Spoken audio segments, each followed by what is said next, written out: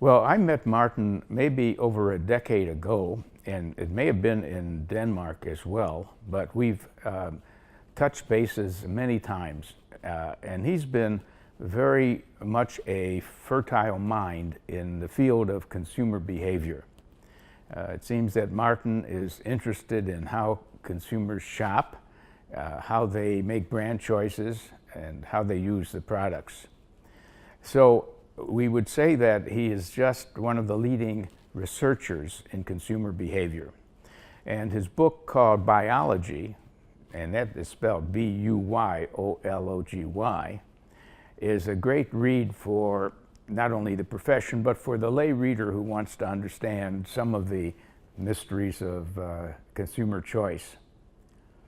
It turns out that Martin has done some things in the field that are to his credit. They are contributions.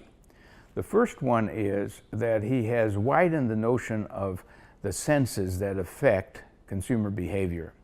Most of the work in the past has concentrated on influencing consumer choice by the use of what we call visual senses or the listening senses. But you know, there's 5 senses. Things could emit a smell that may be positive or negative. And there's also the sense of touch, feeling one fabric instead of another.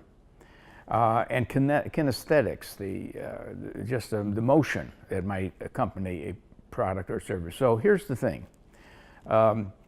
When it comes to both developing a product and selling a product, one should take a 5-sense view of what will operate. For example, in developing and designing a product, how will the product look, feel, and sound, and motion and move? That's very important. So to the credit of Martin and some others who also have worked in the area, they've alerted us to the fact that many different sensations operate in influencing our choices of brands and products. The second thing I would say about Martin, to his credit, is that he has turned to the field of neuroscience to try to basically understand how we actually are affected by stimuli. So Martin has used neuroscience to test the effect of stimulus on consumer attitudes and behavior. For example, it is commonly thought that one way to get people to stop smoking is to put fear warnings on the package. And therefore, they would think twice about taking out a cigarette and smoking.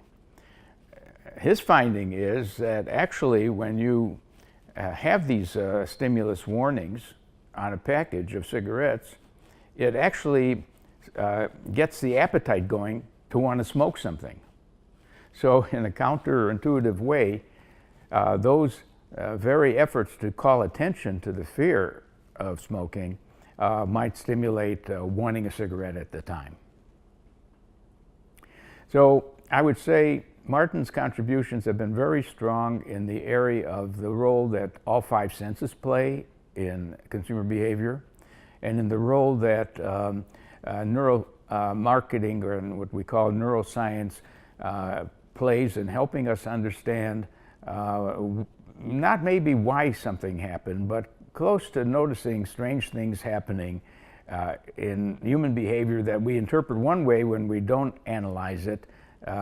When we analyze it only by attitude surveys and asking people to explain why they chose something, it's not the same as actually putting a stimulus and seeing how the brain works on that material. And those are very important contributions. Well, I would say that there's a lot of currents in the branding world. I would say there's probably 200 or more books written on how to brand products, mostly by either professors or ex-advertising people.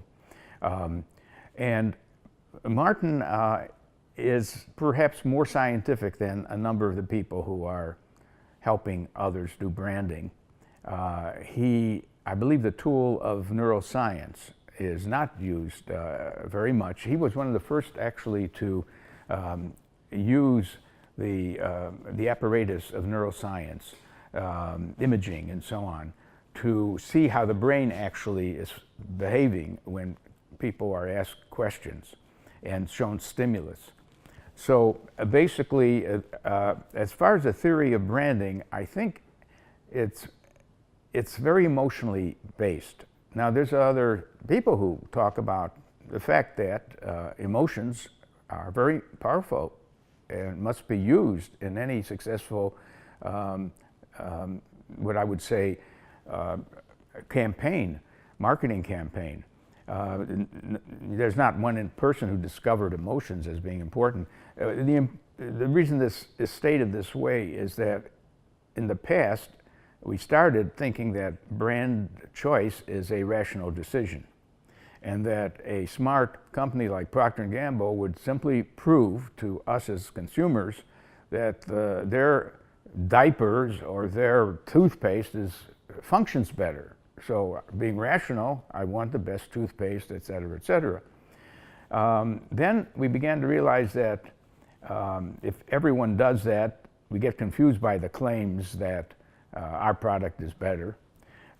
And we should work more with the emotional level in people. And that means understanding such things as loving, fear, disgust, other emotions, and how to hitch them. For example, I believe that Martin got interested recently in the question of addiction. And of all things to study for addiction, and we're not talking about hard drugs, he's studying the iPhone. He feels that we're addicted to the iPhone. It should be treated as an addiction. And the more you work with this theory of how close and tight a consumer's engagement might be with a product, the more you're at the heart of brand theory, basically.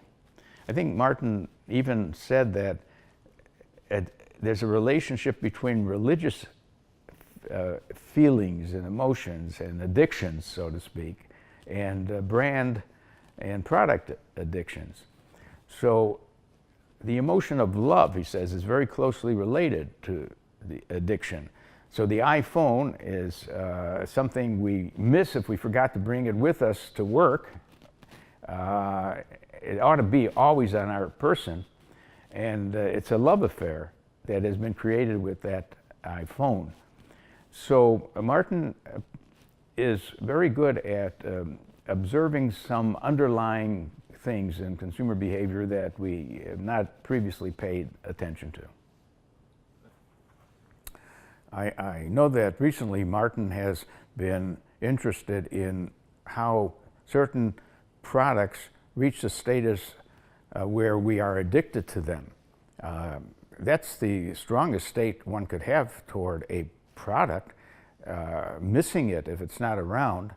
And so it may be at the essence of what produces attachment, engagement, and consumer connection. So the iPhone is an example. Ask someone about did they ever forget their iPhone on their way to work or something, and they'll say, I never forget it. And if I did forget it, I'd be kind of lost because it has so much of my world in it. So yes, I guess you can say I'm addicted to it.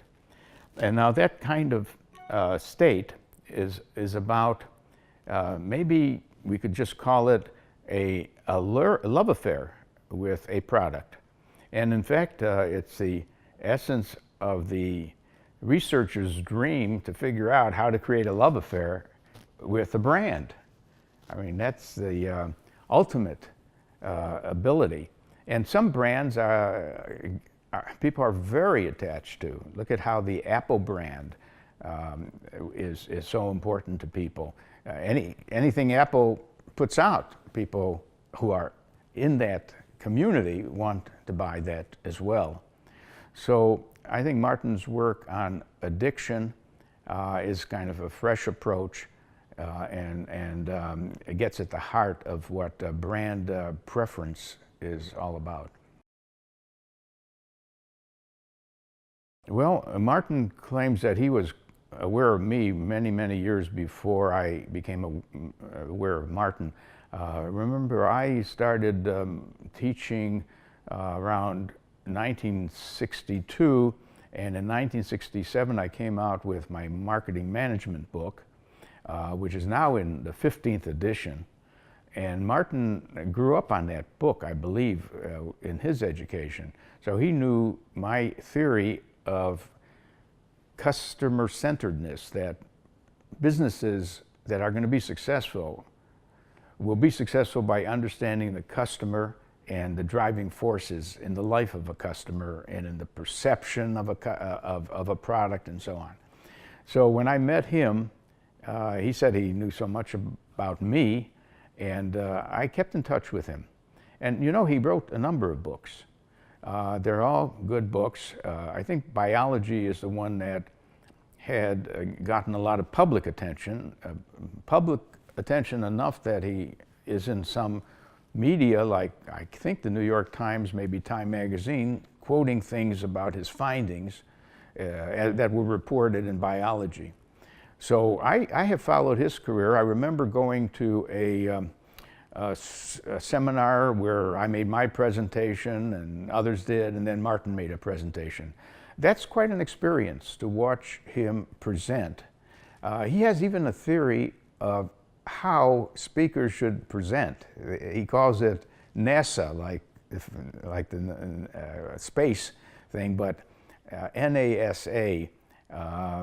First, it starts with a need, and then the speaker talks about the need, addresses it, and then goes into acceptance. Is it understood and accepted? And then goes into solution. Here's the solution to that need. And then it goes back to acceptance. Is the solution accepted? So it's NASA, need, accept, solution, accept. So even as a public speaker, he's very conscious of how to spin a good story and keep the audience focused on the, as I was very much when he presented his. He's very good with the technology of making presentations. And he has a way of the screen changing, and he moves along with the screen as it changes. So he's applying a lot of his own understanding of marketing to the presentation of talks.